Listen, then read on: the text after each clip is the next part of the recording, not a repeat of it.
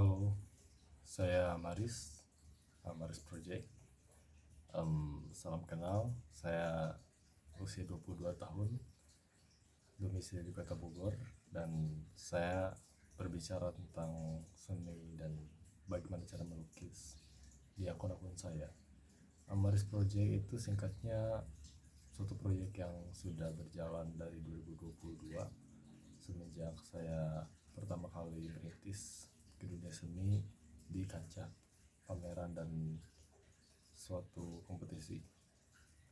2020 merupakan awal dari masa ketika saya mulai berkuliah di Kampus Seni Indonesia, Institut Seni Indonesia Yogyakarta atau ISI Jogja, yang mengambil seni murni sebagai prodinya dan jurusannya seni lukis.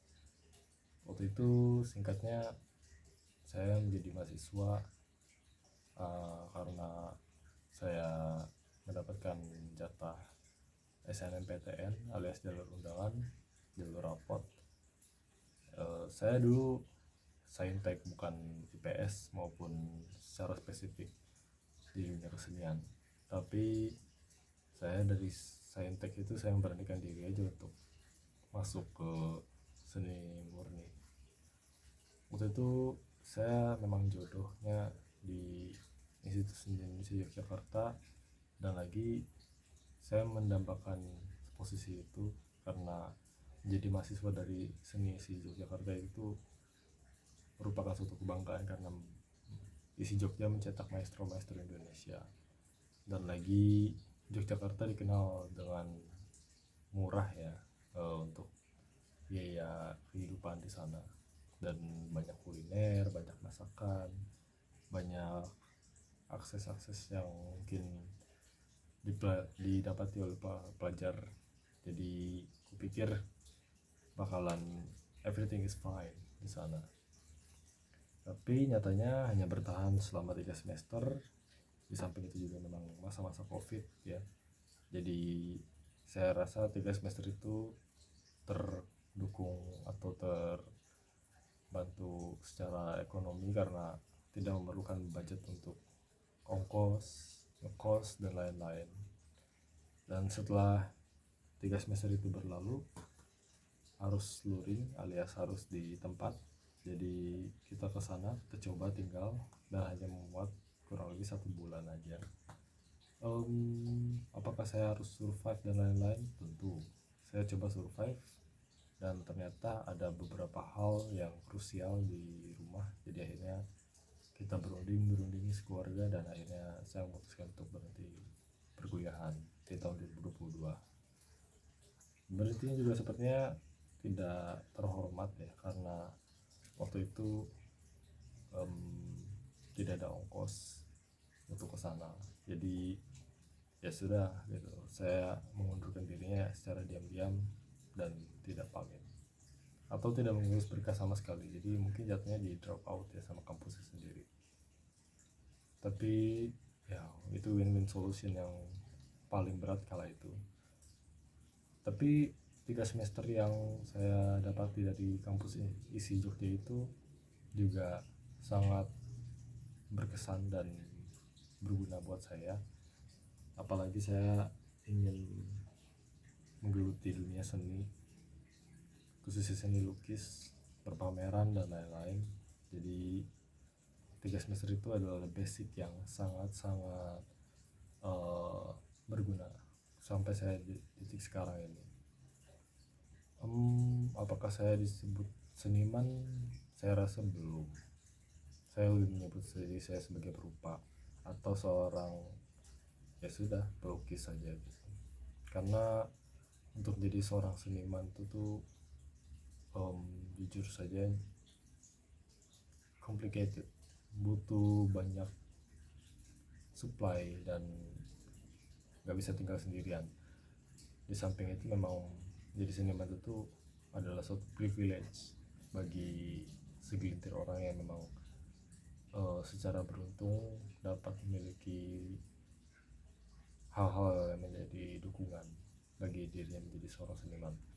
Ada yang dari faktor ekonomi, itu menjadi faktor penentu dari awal awal biasanya. Ada yang faktor lingkungan pastinya, karena yang namanya validasi itu sangat-sangat krusial bagi seorang seniman. Dan yang ketiga, faktor sosial, bagaimana bagaimana kita bisa memiliki kaitan atau berkait dengan orang-orang yang penting, yang gak penting dalam proses berkarya kita, maupun penting secara sponsorship, bisa penting secara apapun itu bentuknya. Tapi di sini saya tidak mengatakan tentang nepotisme ataupun semacamnya, karena dalam dunia seni itu yang bergerak itu hakikatnya diri kita sendiri. Dalam artian yang menciptakan karya seni itu adalah diri kita sendiri, dan harus diri kita yang mempertanggungjawabkan karya-karya kita, bukan orang-orang yang mungkin diperintah untuk memberikan bantuan atau bagaimana. Orang menyebutnya seperti asisten atau semacamnya, karena dalam berkarya itu tuh identitas jiwa kita itu akan turut serta dalam suatu karya kita.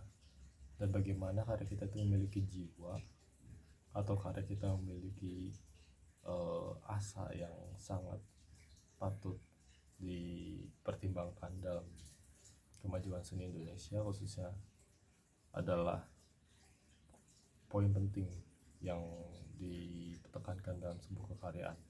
Jadi bukan tentang kuantitas, di mana karya itu bisa dibuat saja atau bisa dicetak, disalin atau semacamnya, tapi juga bagaimana karya itu merupakan jembatan kita antara jiwa kita dengan jiwa dan sudut pandang kita dengan manusia lain. Dan apakah seni itu tuh memiliki manfaat? Tentu setiap seni itu tuh, entah itu seni musik, seni tari, seni lukis, seni apapun itu, harus memiliki manfaat dan dampak bagi masyarakat, atau setidaknya sebagai media komunikasi yang seharusnya bisa diterima secara awam. Tapi semakin berdirinya zaman itu, semakin sini itu kita menjual yang namanya konsep, mungkin ya di dalam seni kontemporer.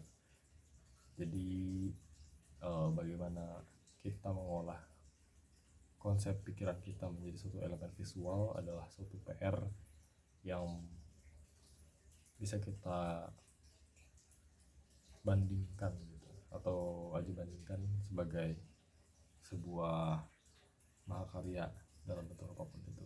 Dalam hal ini adalah seni visual. Panjang kali lebar, balik lagi ke tadi, ke latar belakang saya domisili Kota Bogor, dan kini saya membuka kelas lukis di rumah, judulnya Rumah Lukis Mar Art.